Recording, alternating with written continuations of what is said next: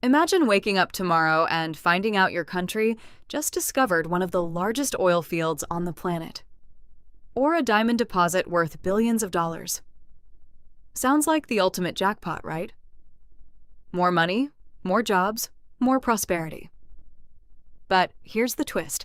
Some of the most resource-rich countries in the world have collapsed into poverty, corruption, and chaos, while others sitting on the exact same kind of wealth became some of the richest nations on Earth.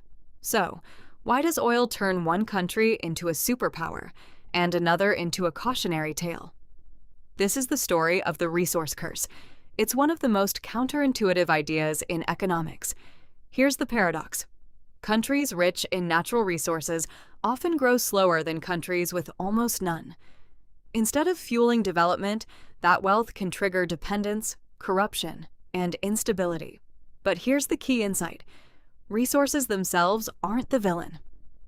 Oil doesn't make a country poor. Diamonds don't cause corruption. The real question is what governments do with the wealth those resources create. The first danger is dependence. When a country strikes it rich, governments and businesses tend to pour everything into that one sector. Oil becomes the economy. Diamonds become the economy. Meanwhile, everything else gets starved of investment. Manufacturing shrinks. Agriculture falls behind. The entire economy narrows down to a single point of failure. The second danger has a name: Dutch disease. When resource exports flood a country with foreign currency, the local currency gets stronger. Sounds great, until you realize it makes every other export more expensive and less competitive on the world stage. So the economy leans harder and harder on that one resource. And when prices crash, the whole country goes down with it. Venezuela is the textbook example. It sits on some of the largest proven oil reserves on the planet. For decades, that oil generated massive revenue. At one point, Venezuela was one of the wealthiest nations in Latin America, but the economy became almost entirely dependent on a single export. So, when oil prices collapsed, every hidden weakness in the system came crashing to the surface. Instability spiked, inflation exploded, production collapsed. The oil was never the problem. The problem was betting everything on one resource and never building anything else to fall back on. Now, flip the script and look at Norway. In the late 1960s, Norway struck massive oil reserves in the North Sea. Just like Venezuela, it suddenly had access to enormous wealth. But Norway made a very different choice. Instead of spending it all right away, the government built a sovereign wealth fund, investing oil profits for future generations instead of burning through them today. Strong institutions, real transparency, long-term thinking. That combination is exactly what let Norway sidestep the traps that caught so many other resource-rich nations. Today, Norway's sovereign wealth fund is the largest in the world, and the country consistently ranks among the richest, most developed nations on the planet. Oil opened the door.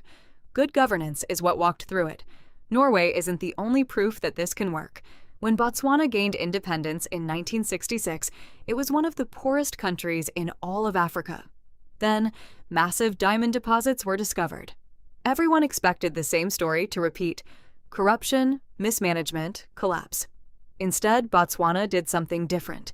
It funneled diamond revenue directly into infrastructure, education, healthcare, and public services. Political institutions stayed stable. Corruption stayed remarkably low compared to its neighbors. The result? Decades of strong, sustained economic growth. Today, Botswana is held up as one of the greatest development success stories in Africa. Once again, the resource wasn't the deciding factor. How it was managed was. So, what's the real lesson here?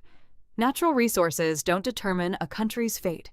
Venezuela shows how resource wealth can become a trap. Norway and Botswana show how that exact same kind of wealth can become the foundation for lasting prosperity. In the end, the most valuable resource a country can have might not be oil or diamonds or anything pulled out of the ground. It might be strong institutions, good governance, and the discipline to think long-term, because resources create opportunity. But only good decisions turn that opportunity into prosperity. If your country suddenly discovered a resource worth billions of dollars tomorrow, What would be the smartest way to use that wealth? Let me know in the comments, and subscribe for more economics and international trade explained.